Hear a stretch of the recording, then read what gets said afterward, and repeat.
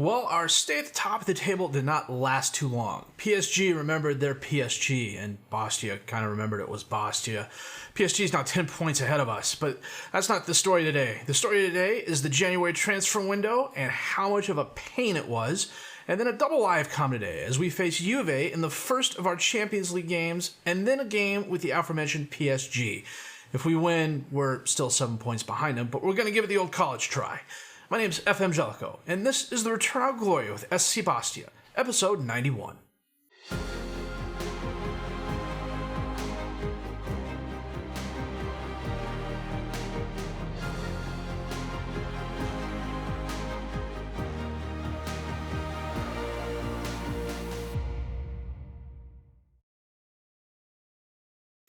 Well, it's kind of hard to tell from here, but as you can see, we're in first place here, then we drop down to second, then we're in first place again, and then we drop down to second, and that's where we're at. We've got a game in hand on PSG. We're 10 points behind them, 24 games played, 17 wins, 6 draws, and 1 loss. It's the draws that are absolutely killing us. But first, before we get into the season recap, let's go to the transfer window. And we broke a couple records this season in spending and not exactly in selling, but we made a net profit, which is good considering we spent $141 million. First in, and this is probably the most important, Hussein Kaplan from RB Leipzig for $65 million, going up to $78 million. This kid, I know I've talked about it in the past, where you have to make improvements to your team, and at a certain point, those improvements become incremental. You go from a Sofiane Boris-Bell to a Frank to a Luke Foster to a Guzman Fernandez. And from Guzman Fernandez, you go to Hussein Kaplan. 18 years old. And he is already this good. He rated out at 91 points when the scouts were scouting him. I sent my best scout after him, and he rated out at 4-star current ability, 5-star potential ability. Was unhappy at RB Leipzig for some reason, put in a transfer request. And I made an inquiry as to how much they wanted. They wanted $75 million straight up for him. And at the time, I had a couple other deals going on, and so I fiddled with it, and it ended up being the $65 million going to $78 based on international appearances. He is German. He's on their under-21 team. He's got 11 goals and 18 appearances for him. I'm reasonably sure he will be on their national team in the very, very short term. And this kid is just... He's one of the few pieces that is going to allow us to contest League One with PSG on a regular basis. His physicals are really, really good. His mentals are off the chart where they count.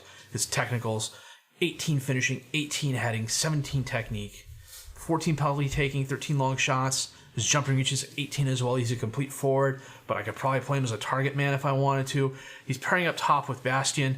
In 4 games, he's had 2 assists, 1 player of the match. He's had 4 goals for us in 7 games. He's come in. He's taken over the starter spot. Fernandez has moved to the 3rd striker. I tried moving Fernandez. There just was not a lot of takers for him. The one offer I got from him was like really, really low.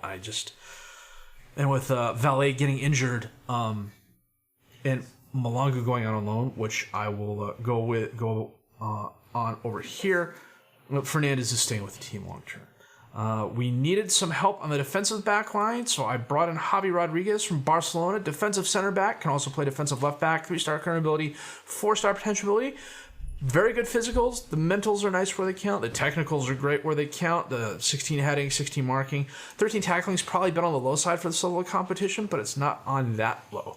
Everything else, he's not bad. You're getting a good player here, and frankly, I might try and get him in full time. He's only valued at $9 million now. I don't know what his release clause is, but I'd love to be able to get him in full time because he's a valuable backup, and that he's also, he's just as good playing defensive left back as he is playing defensive center back.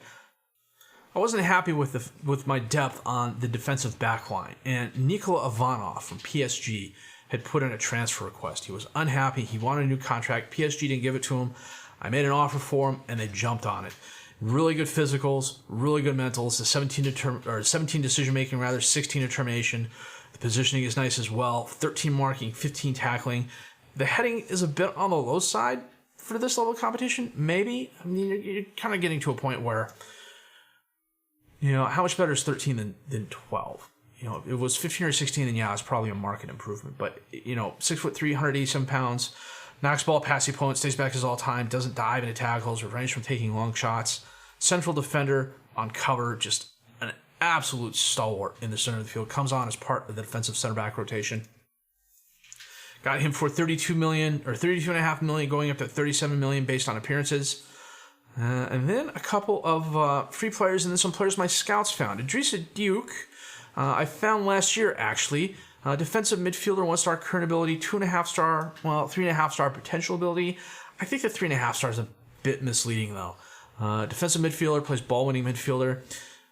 I brought him in for depth more than anything else. He's one of those youth players I'm going to take a chance on. He'll play 3 years on the reserve squad. I'll set him out. Maybe on loan. Well, I'll get to that here in just a second. I got a new affiliate. And he didn't cost me anything. He comes in on a free. I got him when his contract expired with Excellence Foot. Jose de Elia comes in from CAI de Chubut. I have no idea where that is. Argentina. I never would have guessed that. 1-star current ability, 3.5-star potential ability. Midfielder, pretty nice physicals. The mentals are, they're solid. They're could be better. The off the ball could be better. The technicals, they're good where they count. 11 first touch, 12 passing, 11 technique. He's a prospect. Was out there on a free. My scouts had nice things to say about him, so I brought him in. Again, one of those guys who'll play a couple seasons on the under-19 team. He'll move to the reserve squad, might go out on loan. It's possible he could grow in and possibly get some playing time as a first-teamer coming off the bench in some of the cup games. But nothing ventured, nothing gained.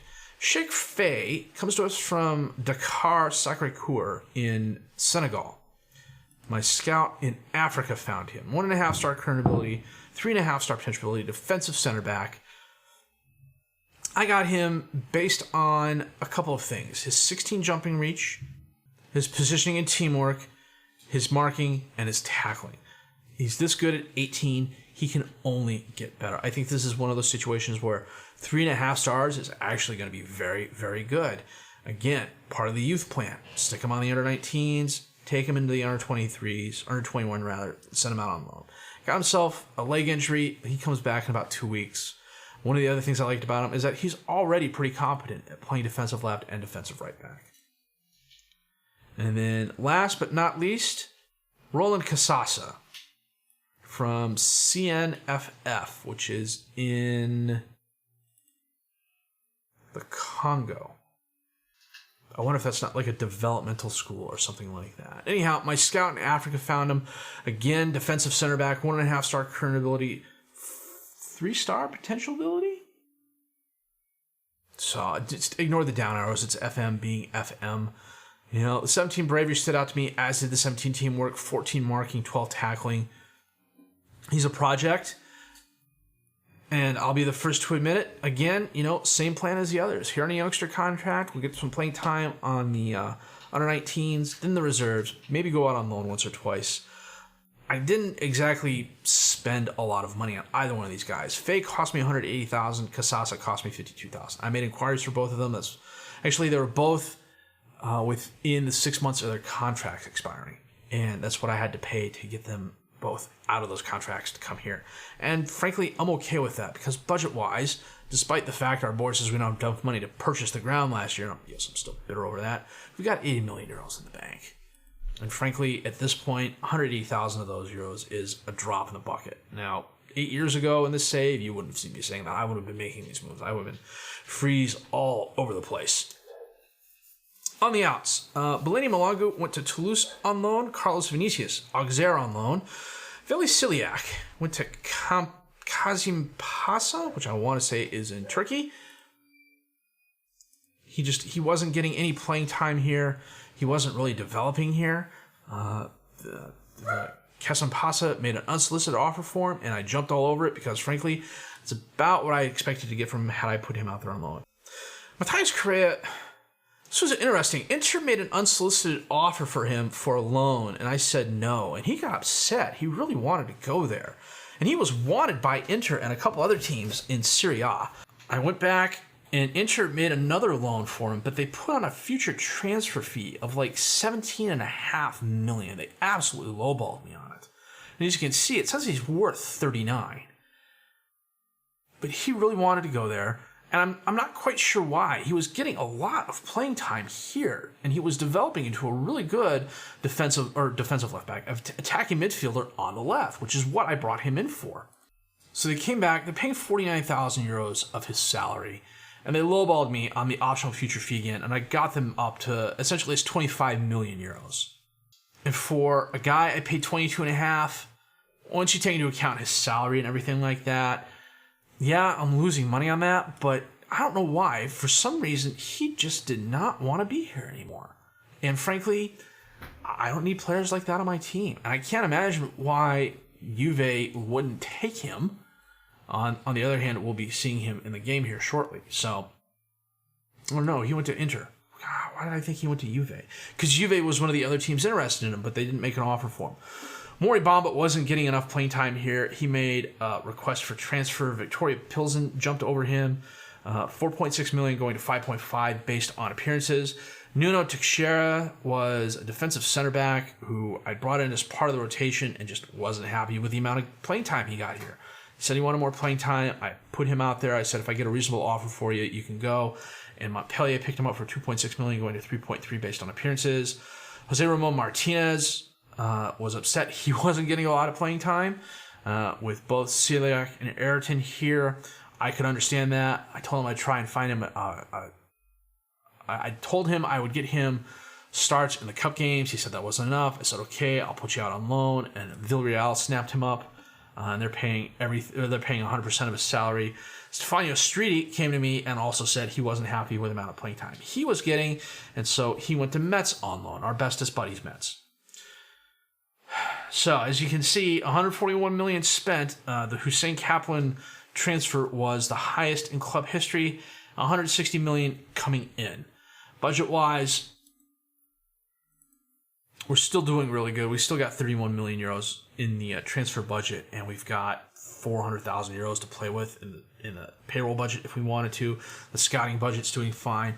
One of the things I did do at the beginning of last season was I canceled most of our affiliates, except the Bouvet Oist one, because they are a national team.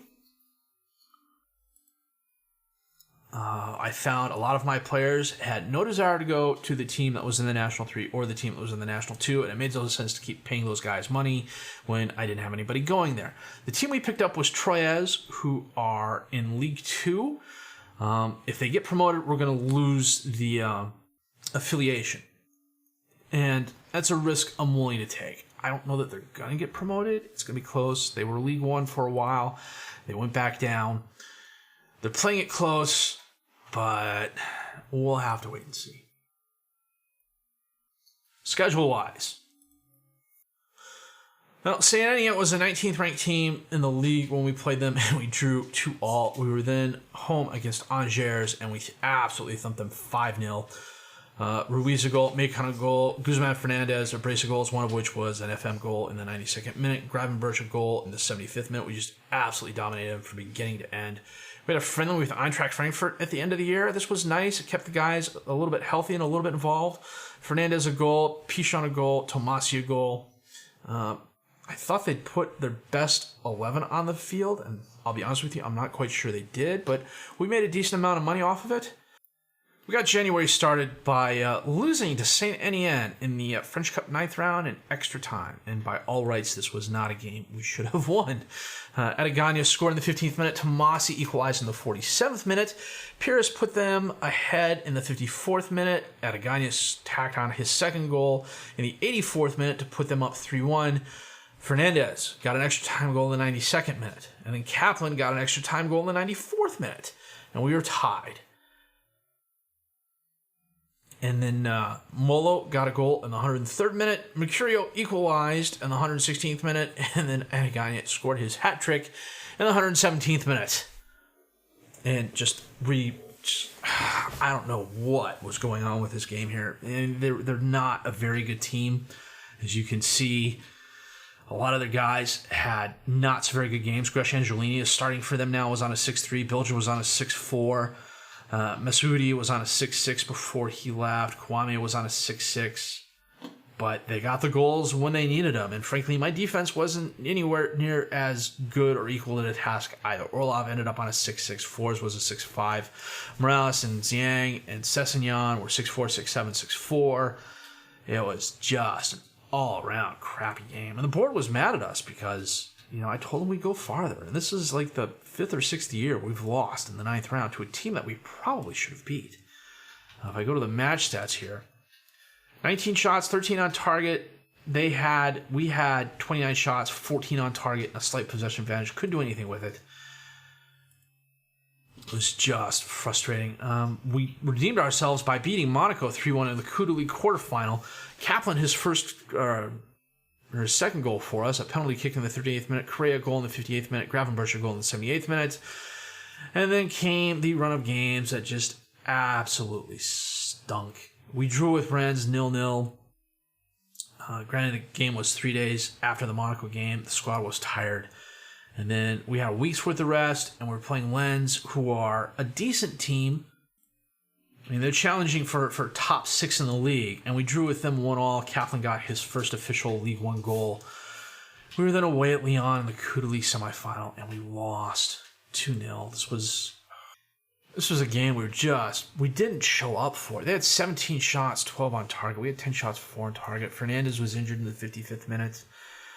Macon had to come on as the third striker. I played a 4-3-3 this game, and I think that's one of the things that really screwed us up. I've got the 4-3-3 I'm playing that saves my wingers, and then I've got that 4-2-4 that I'm playing a lot more now. I still have that 4-3-3 with the defensive midfielder and the 2 wingers and the striker up top, or the 4-1-2-3, depending on what the positions being played are. I thought Cats were neurotic. They have nothing based on the FM tactics and formation engine. So the guys they laid an egg, literally and figuratively, because we couldn't put a goal across the line. We then drew with Monaco, 1-1, thanks to a Kaplan goal in the 19th minute. Again, this was another one of those games that happened 3 days after a Coup de League game. The squad was pretty tired. We hung in there, 18 shots, 8 on target for Lyon. We had 10 shots, 6 on target, a lot of yellow cards. I've gone back and looked. We score a lot more yellow cards. We get a lot more yellow cards in games that happen soon after another game. I think it's because the guys are tired, they're taking more risks, or they're tired and they just don't give a damn. And frankly, this strikes me as one of those games where they just didn't give a damn. Marseille got a penalty kick in the 4th minute thanks to Christian Toledo. Kaplan equalized in the 19th minute. And even though they had 18 shots, 8 on target, and a huge possession advantage, they just couldn't do anything. Orlov was an absolute beast between the sticks. Ended up the Player of the Match award. Saved everything that came his way after the penalty kick. And he got a hand on the penalty kick too, so that was close. We got ourselves right by beating Monaco 2-0 thanks to goals by Bastia, Pichon, and Macon. This was a very solid game for us. 17 shots, 11 on target. We shut Monaco out. 9 shots, none on target. Claudio Gomes got sent off with a double yellow card in the 53rd minute, and they were not interested in this game at all. You can kind of tell. Everybody was just kind of lackluster.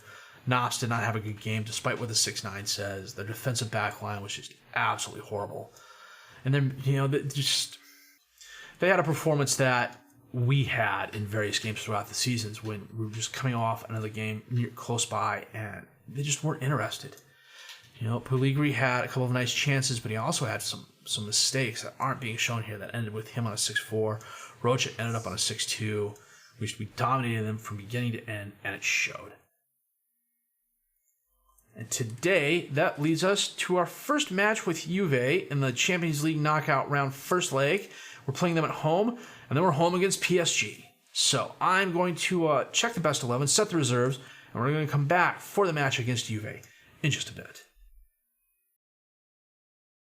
Well, this is the team we're starting today. We're playing our 4-2-4. Orlov in goal, Sessignon, Ivanov, Zhang, and Flores as the defensive back four, Tomasi and Mercurio as the midfielders, Ruiz and Macon as the attacking midfielders, Kaplan and Pichon up top as the strikers. They got Kai Havertz and Arthur as their midfielders and Varnier as a defensive center back. I don't know Rugani. Okay, he's pretty solid. Now, I'm going to totally jinx this here by saying when I played those other games, I did not have any more crashes. Zhang Cheng sends it in, knocked away. Sent it in again, knocked away. In the crowd, knocked away. Arthur has it. Sends it up. Hermans is there. Got behind the one defender. Takes the shot. Off the crossbar. Even off. Sends it up. Under is going to run it down. Over to Pinto.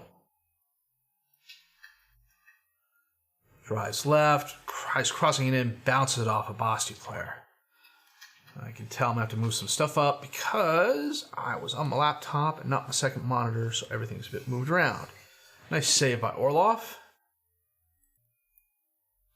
Arthur from outside the box hits the post and it goes out. Gasparetto, Odrugani, who holds it up. Out to Stevanovic. Centers it to Hermans. Almost loses it, but Havertz is there to pick it under. Crosses it to Stevanovic, and Orlov can't get back in time. Nuts.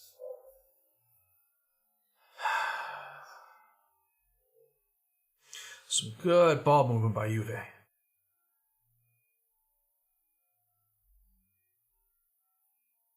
I thought Under was going to take the shot, but no, Stevanovic was out there all alone on the left. Had a better chance to score. Oh, kickoff highlight. Zhang Chen to Mercurio, to Tomasi, back to Mercurio, over to Macon. Dinks it over to Flores, crosses it in. Kaplan's there, but right at Gasparetto. Kaplan, by the way, is 6'6". So, yeah, he's the complete forward. And frankly, I think I got him for a steal. Sessignon, speaking of steals, can Pichon get there before Rugani? No. Gasparetto sends it up to Pinto, but Mercurio gathers it. Nice. Macon in the crowd, crosses it. Ruiz on the left. Crosses it in. Tomasi, and we equalize. Well done.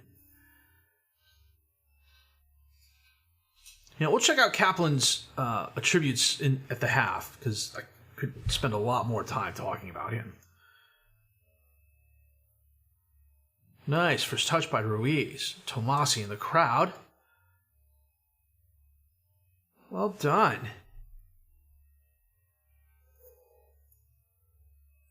Corner kick in. Oh, guys, come on. It literally bounced off one of the defenders on the post. Under sends it in. Orlov gets a hand on it. Bounces off the head of the guy in the left corner there. And in. Varnier scored the header. Okay. And they got another corner kick in. Knocked away by Kaplan, but Havertz topped the box, dispossessed. Ruiz. Drives left, crosses it. Pichon. Oh, a little bit too hard. High and left. Coming up on halftime, it's been mostly Juve. 10 shots, 6 on target to our 6 and 4. They've had the possession advantage.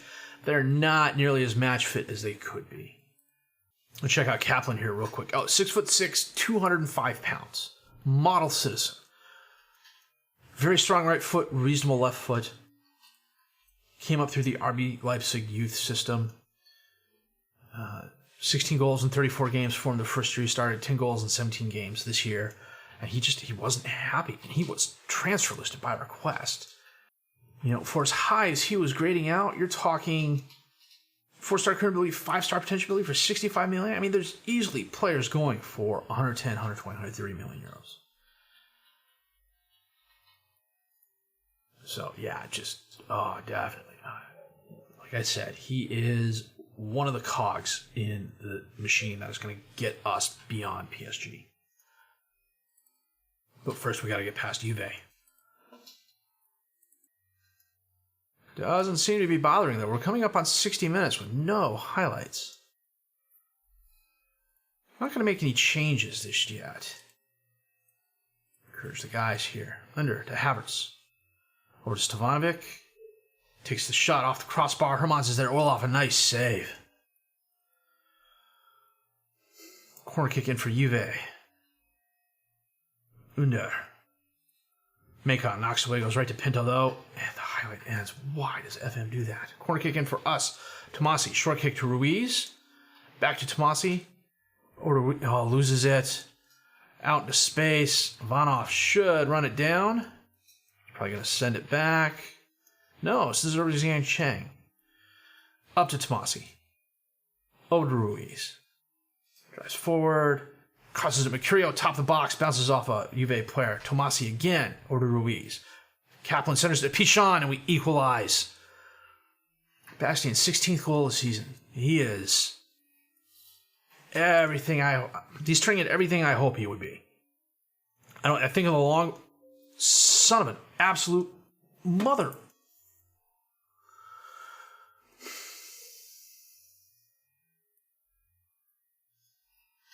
Seven games I played. And this is what I get now. What the hell is going on?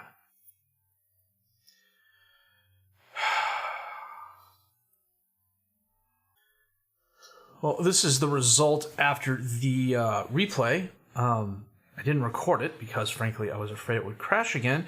As you can see, we beat Juve 4-2.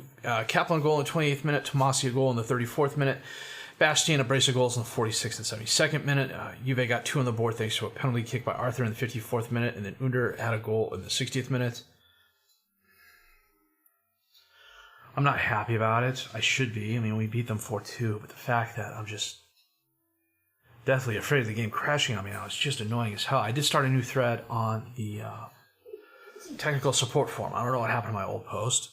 It wasn't there, which is entirely possible that I didn't click submit because I did it right before I went on vacation. So we'll see what happens. In the meantime, we're going to keep moving forward. We got PSG coming up in 3 days, and I'm going to try and live comm that. Hopefully the game doesn't crash. Well, as you can see, PSG has been on an absolute tear since they lost to Metz. The only other game they've lost since then has been to Lyon in the Coupe League quarterfinal, which they lost 1-0. Since then, it's been 5-0, 3-0, 4-0, 3-0, 3-0, 3-0, 5-1, 4-1, 6-1 against Zenit. You know, they're back on their A game. They're 10 points ahead of us. If we win, we're 7 points behind them. But I don't think we'll be catching them. This is going to be a race for second place, I believe. So I'm going to check the best 11, set the reserves, cross my fingers, maybe make a small animal sacrifice, and hope that there's no more graphic issues. Back in a bit. Well, I rested most of the team between games, so we are playing our 4-2-4. Just a couple of changes. Orlov is the keeper, Sessignon, Ivanov, Morales, and Flores is the defensive back four, Lemos and Gravenberch as the midfielders, Ruiz and Macon as the attacking midfielders, Kaplan and Pichon up top as the strikers. I think for the short term, what I'm going to do is just turn off replays, because that's the only time the crashes seem to be happening. And until I hear back from SI about what's causing them, I don't want to risk.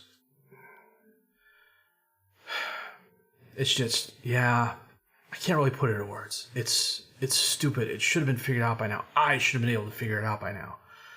And the fact I haven't been able to is just annoying. And part of me says, well, I could play the matches in 3D, but 3D is when the crashes keep occurring, specifically when I'm doing the replays of the goals. So, if I do play the matches in 3D, they could crash at any time. So, I went back through, I verified my game files, I deleted my cache, deleted my preferences again. Went back to some of the fact stuff that a couple of the guys from SI had posted, and made a couple changes to some stuff in the background. And, fingers crossed, we'll see what happens. So, quiet game so far. 7 shots, 4 on target, 6 shots, 2 on target for PSG. No highlights whatsoever. The only thing that's going on is Bastien Pichon has a bruised ankle, and he is tired. So, we are going to bring on Fernandez and make him an advanced forward. Now, the question is, I can't remember off the top of my head. Is Fernandez left-footed? He is. So we're going to switch him and Hussein around. And you know what? We'll keep Hussein as the attacking forward. We've played unbalanced so far. If the match kind of keeps up like this, I'll probably kick it up to attacking in about 60 minutes. We'll see what happens. Ormus to Kamara. Drives forward. Out to Lesovoy on the right. Crosses it in. Morales knocks it down. Lemos heads it forward, but Ruiz can't get to it before Barkoki gets there. Sergej has it. Back to Barkoki. Cuts across. Lemos dispossesses him. Macon has the ball. Dispossessed by Kamara. Come on, guys. Rodrigo taps it up to Alvaro. Orlov with a brilliant save. Punches the ball over the crossbar. Barkoki on the corner kick. Alvaro knocked away. Sergej is going to run it down. Rodrigo, top of the box. Back out to Barkoki. Crosses it. Alvaro's there, but it's too wide. Pereira on the throw-in to Kamara. To Sergej. Back to Barkoki. Over to Lesovoy. He cuts left, sends it up to Rodrigo. Passes up into space for Ormus, who's left all alone. Knocked away. Sergej off the post. Sessignon knocks that out of bounds. You know, we're going to go to the attack. And so are they.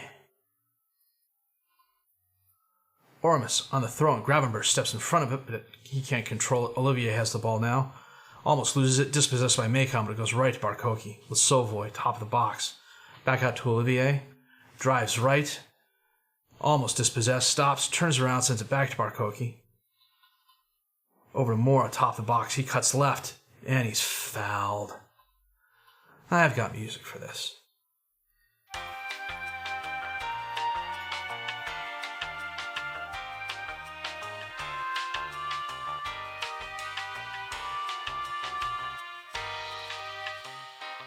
Nuts.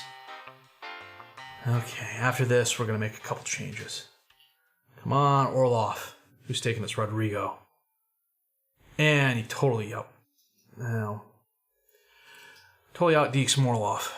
Orlov, rather. And yeah, I realized deking is a hockey term.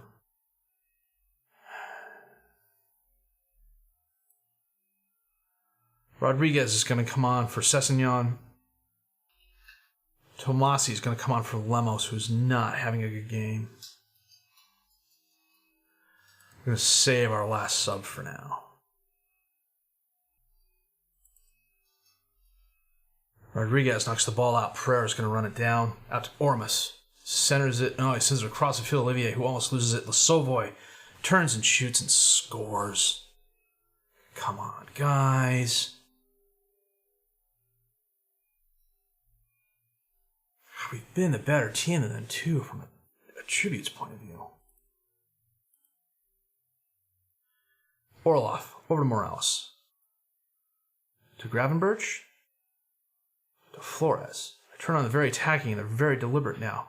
Tomasi, back to Gravenberch. Over to Macon. Holds it up. Passes it up into space. Lewis is there. Sends it over to Ormus. Barkoki to Olivier. Guys, come on. Zabrowski. Drives forward. Blows by one defender. Orlov with a nice save. Barkoki out to Rodrigo. Drives in. Knocked away. Ivanov with the ball. Drives forward. That's not what he does as a center back. Kaplan cuts right. Tries crossing it in. Bounces it off Ormus and then runs away from the ball. Pereira. Rodriguez steps in front. It goes right back to Pereira. Sends it in. Rodrigo's there. Orlov. Easy stop. Come on, guys. Can we get at least one?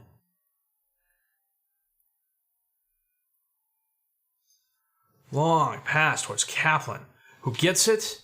And he hold up by Delit. Barkoki now. Over to Olivier. Out to Rodrigo. Passes it to Alvaro. Got between the defenders. Oh, nice. Oh, man. I got music for this, too.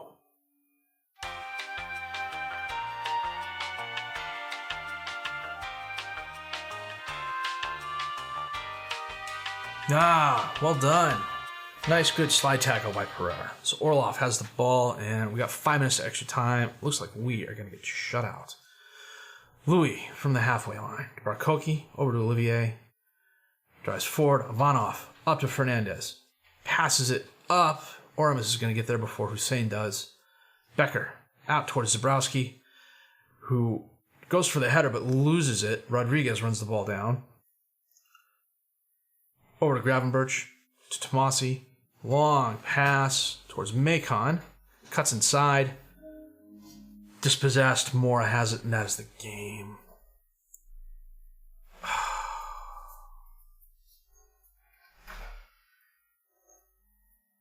13 shots, 8 on target for us, 15 shots, 7 on target for PSG.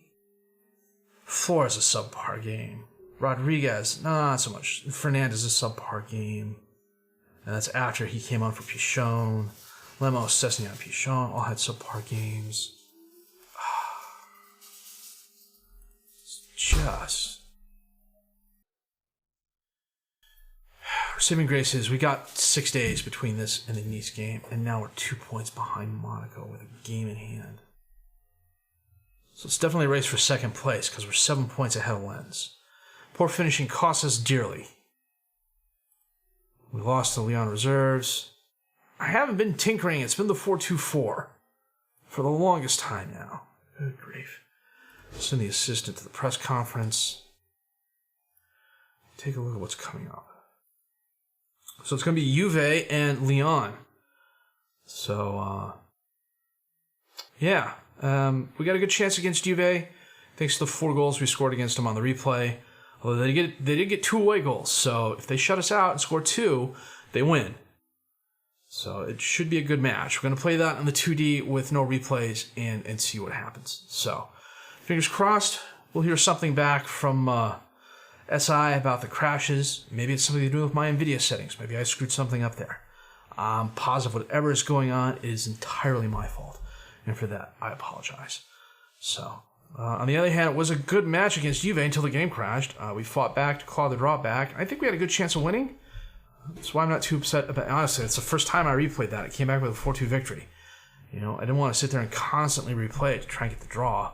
And frankly, I've made my feelings on my replays well known in the past. So, the PSG game. You know, we're going to go to the tactics here real quick. So this is the formation I've been playing a lot because I want the 2 strikers up front. All right, I've got the 4-4-2 narrow diamond, which I've played every once in a while, and I use this when my wingers are tired. And then I've got my 4-1-2-3. Problem is, and I knew this going into this season, with all the players I lost, all the players I brought in, it wasn't a one-for-one swap in terms of how competent they were at the position. Yeah, Tomasi is a good player. Lemos is a good player, but they're attacking midfielders. They're not midfielders. I'm playing them as midfielders, and they're getting better. Lemos is now pretty competent as a box-to-box midfielder. But I want to go to the 2 striker formation because I've got Kaplan and Pichon, and I want to play them both. So it's kind of I don't want to say Hobson's choice, but that's what it kind of devolves down to. I can do this and have some very good players playing their natural positions. Move Fernandez over, and if I bring him on, bring Fernandez off, bring Pichot on. You swap out Morales for Flores and Rodriguez for Sessegnon. You know, that is a pretty strong formation. The problem is I have the wingers I like, so this doesn't let me play my wingers. Now, one of the formations I played earlier in the season was a 4-3-3. I had a 4-3-3, which was this. And I played this a couple times earlier in the season, and it worked out. Well, it was hit or miss. I need to probably work on the things for. You know, it's not exactly a counterattacking style. It's more of a vertical. Well, I'll be honest with you, I don't know what sort of style it is. But this gets a lot of my best players on the field in positions that they're also very good at. But then again, it's also not playing my wingers or my defensive midfielders. So that's one of the things I'm really going to have to think about in the offseason. I'm comfortable playing this formation or this formation. And for the short term, at least for the rest of this season, it's going to be between those two formations. I may break out this 4-3-3 against the weaker teams just to see how it does. But I don't know. We'll have to see. Honestly, any suggestions would be appreciated. And I think we're going to call this here. If you did like what you've seen and heard, please leave a like, subscribe to the channel for more content. Questions, criticisms, comments, leave those down below. I'll answer them as fast as I can. My name is FM19. I thank you for watching Return on Gloria with SC Bastia, episode 91.